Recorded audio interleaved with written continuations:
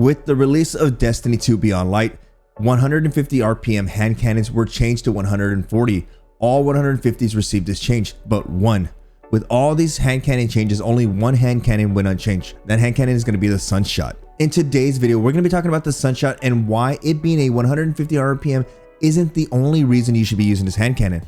But before we get into the video, if you want to support the channel, you can do so by clicking that like button and watching the entire video. Guys, we are inching closer and closer day by day to that big ol' 30K subscribers. So help me out there. But without further delay, let's get into the video. With the Sunshot, there isn't any better place to start than its range. Prior to Beyond Light, the Sunshot had a max range of 27 to 28 meters before you started to see damage drop off. Hand cannons prior to Beyond Light all had a range cap, so regardless of their range stat, they would all be below 30 meters. But with changes to Beyond Light, Sunshot now has a max range of 33 meters, meaning you can consistently 3-tap with the Sunshot from 33 meters. For those who don't know how big of a win this is what 33 meters looks like. It's pretty nuts if you ask me. This doesn't take into account the explosive rounds that comes with Sunshot. Let me first explain what explosive rounds are. The Sunshot deals two types of damage: the main damage and its explosive damage. The initial damage from the Sunshot within its max range is 43, and its explosive damage will always be 22. Something that players overlook is that with explosive rounds, there is no damage drop off regardless of how far you are from your target. Do keep in mind that for the Sunshot, the explosive damage number does round. It will be between 21 and 22, but never any lower than that. As you can see, regardless of how far I am from my target, my explosive damage will always be 21. Even if my main damage sees significant drop off, the explosive damage will always stay at 21. This is not taking into consideration the additional flinch you deal to your enemy during engagements, since you deal 2 damages. This is causing an additional flinch, giving you the upper hand in any engagement. Aside from the range and the explosiveness of the Sunshot, something I mentioned in the intro is that the Sunshot was kept at a 150 RPM, keeping it at a TTK of 0.80. While other 150 RPMs were changed to 140, their new TTK is at 0.87. Now, I'm sure it doesn't seem like much on paper, but if you look at it in the terms of follow-up shots, every shot missed requires you to follow up with a 4th or 5th shot. Sunshot, being a 150 RPM hand cannon, will always be faster at follow-up shots. But what makes Sunshot so superior to other hand cannons? It doesn't have snapshot, it doesn't have quick draw, so what gives with this gun? It's simple, it's all in the stats. Take a look at the weapon stats. The Sunshot has a handling of 92, stability of 68, a reload of 75, and a recoil direction of 98. This weapon has some of the best stats I've ever seen on any weapon. It even rivals the stats of my beloved Sturm.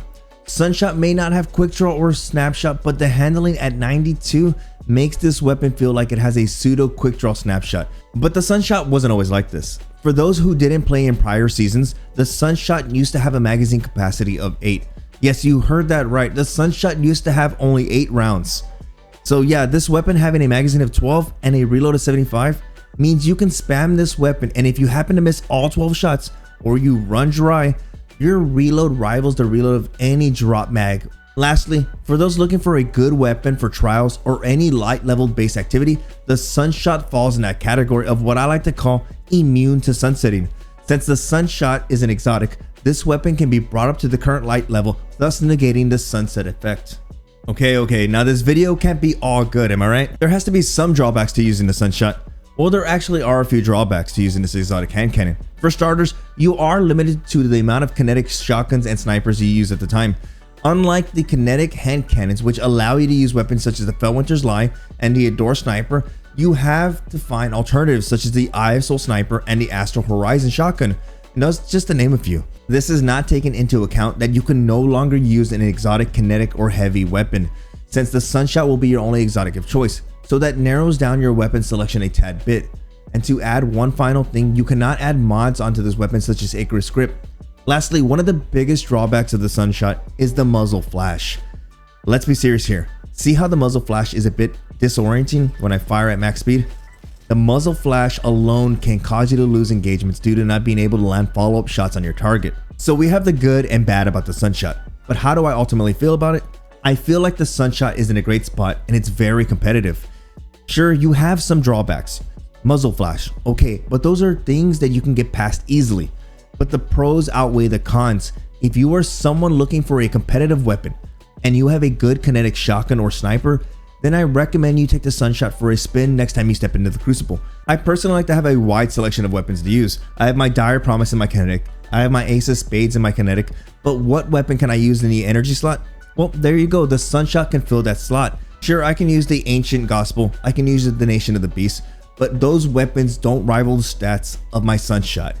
At the end of the day, the Sunshot is going to be a top tier weapon in the current sandbox. But hey, maybe you're someone who struggles at using hand cannons. Maybe you're looking for tips to improve.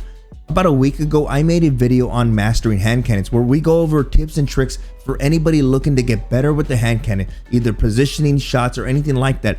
That'll be on screen now. Also guys, the new season just dropped. I'm out there grinding, I'm having fun with the new Stasis subclass. The Hunter Stasis subclass is out of this world, it's super fun. I made a video breaking down the best PvP tips for that subclass. That will be on screen as well. With that, thank you so much for watching. If you're new to the channel, remember to hit that subscribe button if you enjoyed the video. Make sure you guys turn on all notifications so you can be notified when videos go live right when I hit the publish button. And like always, you have a good day and I'll see you in the next video.